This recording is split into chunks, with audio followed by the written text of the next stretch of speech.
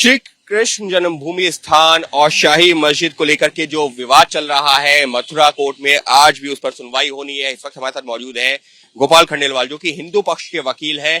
Gopal ji, revision में जब आप लोग गए थे तो उसको तो कोर्ट ने एक्सेप्ट कर लिया, वापस अब जो मामला सिविल जज के पास में आ गया है, आज की सुनवाई किस लिहाज से महत्वपूर्ण? देखिए, आज की सुनवाई इस लिहाज से महत्वपूर्ण है कि ओरिजिनली जो हमारा सूट फाइल किया गया था, लोअर कोर्ट ने केवल इस आधार पर सूट हमारा खारिज किया कि हमको राइट टू फाइल सूट नहीं है। हम माननीय जनपद न्यायाधीश महोदय के आगे, लेकिन उस रिवीजन में हमारी अपोजिट पार्टी के साथ 2 पॉइंट पर आर्गूमेंट किए गए कि सर इसके अलावा 2 पॉइंट पर इनका सूट और मेंटेनेबल नहीं है। Number right to place of birth 1991 and limitation act. उन दोनों पॉइंट पर भी माननीय जनपद न्यायाधीश महोदय ने सुना और ये पाया कि number 1, place of worship act 1991 is not applicable in the particular suit. Second, मतलब इस केस में प्लेसेस ऑफ वर्शिप एक्ट लागू ही नहीं होता। ये जो है रिवीजन में जब आप लोग हाई कोर्ट में गए थे उसमें मान लिया गया, जनपद न्यायाधीश मान लिया, that is very much there in the order. दूसरा, जनपद न्यायाधीश महोदय ने माना कि यहाँ तक लिमिटेशन का प्रश्न है, क्योंकि ये प्रॉपर्टी ठाकुर जी की प्रॉपर्टी है, हम वर्शिपर कह के आए हैं। सेटल लॉ है कि any worshipper can file a suit at any time because it is a public charity. किसी की व्यक्तिगत प्रॉपर्टी नहीं है, ये प्रॉपर्टी रिलीजियस एंडाउमेंट की, पब्लिक ट्रस्ट की प्रॉपर्टी है और इलीगल इसको दिया गया। हमने कंप्रोमाइज इस आधार पर चैलेंज किया कि हम उसको कंप्रोमाइज की, आज हमको जानकारी हुई, then we have got right to file a suit. तो माननीय जनपद न्यायाधीश महोदय ने माना कि हमारा सूट विद इन लिमिटेशन है। दूसरा, any worshipper can file a suit, series of supreme court case law है। इस आधार पर तीनों ही पॉइंट को जनपद न्यायाधीश ने माना कि हमारा सूट लीगल मेंटेनेबल है, हमको राइट टू फाइल सूट है, ये हमारा सूट 1991 प्लेस ऑफ बर्थ से बाहर नहीं है और लिमिटेशन से भी बाहर नहीं है। ऐसे में अब जबकि मामला एक बार फिर से सिविल जज की कोर्ट में पहुंच गया है, जिनके यहाँ से पहले रिजेक्ट हुआ था, आप लोग हायर कोर्ट में गए थे, तो अब सिविल जज की कोर्ट में किस तरीके से कार्रवाई आगे बढ़ेगी? सारे तथ्य, गवाह और जो भी सबूत है वो यहाँ पर आएंगे।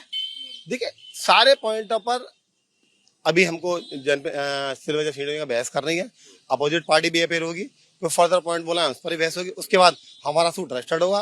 सूट रजिस्टर्ड होने के बाद अपोजिट पार्टी को जब आपका मौका मिलेगा सूट विल प्रोसीड फर्दर। तो हम ये कह सकते हैं कि आज से सिविल जज की कोर्ट में औपचारिक तौर पर इस मामले की सुनवाई आगे बढ़ेगी और आने वाले दिनों में आप नए तथ्य रखेंगे, वो सबूत रखेंगे जिसके आधार पर मामला लेकर आप आए हैं। बिल्कुल बिल्कुल, निश्चित रूप से जो सीरीज ऑफ डॉक्यूमेंट्री एविडेंस है, मैं नट सेल में आपके चैनल के माध्यम से बता दूं कि 1618 में इस मंदिर का जीर्णोद्धार ओडिशा के राजा ने कराया गया और उस समय 33 लाख रुपए का इन्वेस्टमेंट किया गया।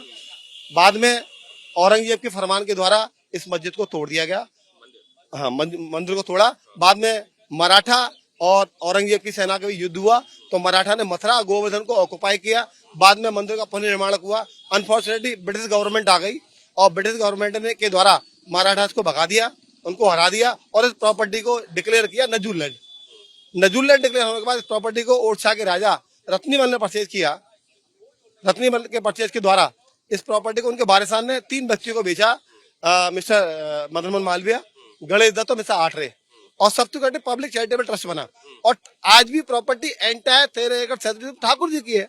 हम टैक्स दे रहे हैं, नगर पालिका में, नगर निगम में हमारा नाम है। हमने जो सो कॉल्ड कंप्रोमाइज है उसको ये कहते हुए चैलेंज किया है दैट इज विदाउट जुडिशन इलीगल। आप कह रहे हैं 1968 में जो जन्मभूमि सेवा संस्थान है उसने जो एक तरीके से समझौता किया था मस्जिद पक्ष के साथ में, शाही मस्जिद के प्रतिनिधियों के साथ में, वही गलत है और उसी को आपने चैलेंज कर रहे हैं। डेफिनेटली आप उस कंप्रोमाइज को देखेंगे, उस कंप्रोमाइज में भी ठाकुर जी की प्रॉपर्टी के ओनरशिप को माना गया है और ठाकुर जी की प्रॉपर्टी के ओनरशिप को मानते हुए कंप्रोमाइज किया गया। That is absolutely illegal. इनको क्या राइट है? इन्होंने न केवल सारे समाज के साथ फ्रॉड किया बल्कि कोर्ट के साथ भी फ्रॉड किया।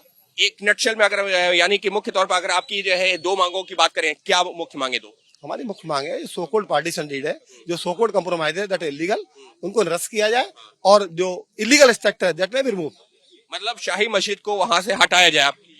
जो डेफिनेटली इलीगल स्ट्रक्चर है that structure illegal on the base of so called compromise that में भी रिमूव।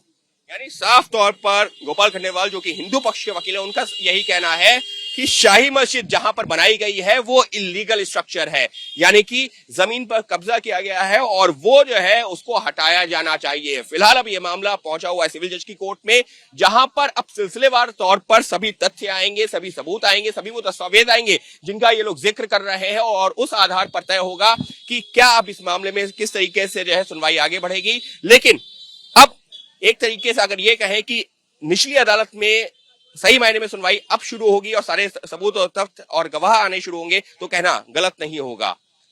सहयोगी कैमरा पर्सन अजय तिवारी के साथ अंकित गुप्ता, एबीपी न्यूज, मथुरा।